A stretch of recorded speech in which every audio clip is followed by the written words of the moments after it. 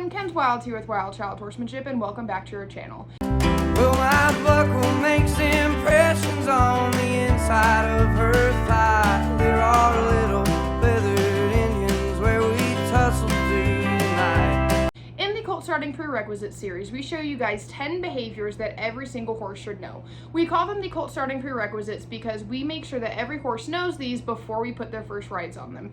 However, this is just a solid groundwork foundation that every single horse, whether they're just babies or they're adults that already know how to ride, these are things that every single horse should know. We show you guys how to teach a horse these behaviors, and we use a variety of different horses at Wild Child to do so. So I hope you guys all enjoy this series, and don't hesitate to let us know if you have any questions, comments, or concerns. In this episode, we're going to discuss ground driving starring client horse Zorra. To begin, 3 reasons why ground driving is important. Number 1, it's a great way to start preparing your horse to be ridden because you can start teaching them rein cues and other under saddle cues such as collection without ever even having to sit on their back. Number 2, it can be a good way to just keep your horse exercised, whether you have a young horse that isn't quite old enough to be ridden or an older senior horse such as Zorra that you guys are seeing in this video. It's just a great way that you can keep a horse exercised and in shape. And number 3, it's a good exercise that can help with responsiveness and softness. So this is my setup for ground driving. You don't have to necessarily have a surcingle or draw reins or any of that when it comes to ground driving.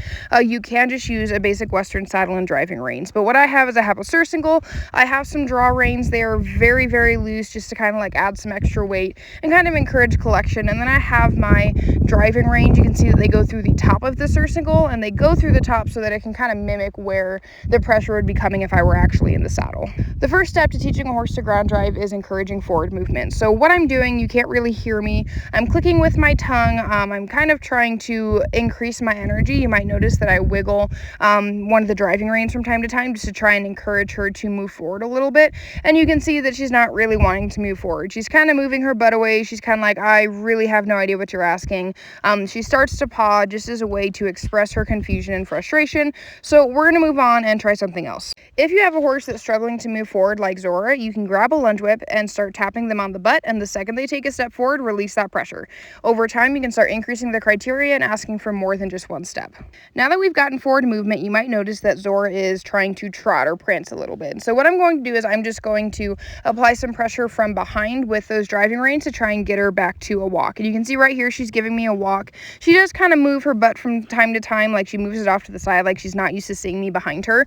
And some horses are going to do this. The most important thing is one thing that you might notice with me when I'm doing this is I'm kind of walking off to the side, right? And I'm walking off to the side because if you're right behind the horse, you're in the direct line of fire. And because Zorra is new to ground driving, I don't want her to kick me. So make sure you proceed with caution when you are doing this exercise because if you do get kicked, it can be serious and it can be fatal. The next step is to work on turning. So I just apply the slightest amount of pressure in the direction I want Zorra to turn. And when she turns in that direction, I'm going to release that pressure. Now here I am going to ask her to switch direction. She stops a little bit. I just click my tongue and she starts to go forward again. I'm going to start taking Zorra in figure 8s around the round pen so that we can just really get as much practice as we can with turning. You can see that she is making significant progress. She is already turning. She's keeping up that forward momentum, so I'm very proud of her for picking up on this so quickly.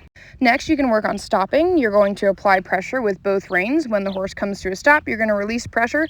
You can see with Zorra that now all it takes is a little jiggle of those driving lines for her to continue going again.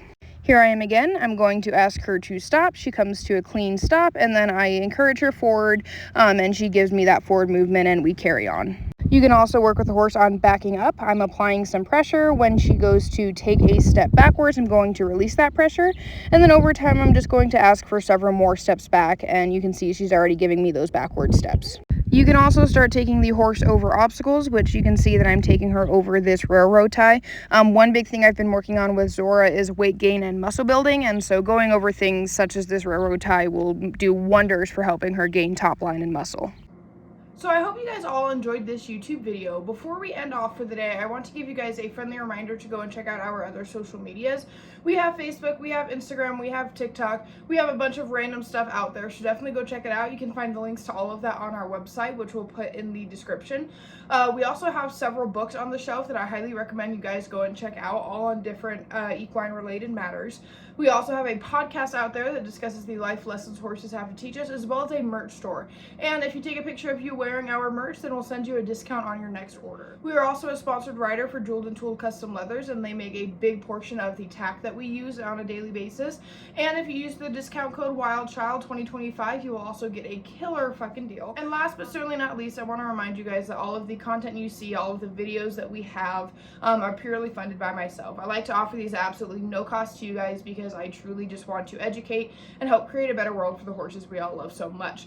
However, if you would like to financially help or support the sanctuary horses or the things we need to make these videos, or the horses that we rescue and rehabilitate, I have a list of different ways that you can donate. We are not a registered nonprofit. We are just an LLC trying to make ends meet and continue making a better world for the horses and helping horses in need. So if you feel inclined to donate to any of those, please do so. All of the proceeds from our merch and our books and all that fun stuff as well also go to supporting the sanctuary horses and helping us help more horses in need.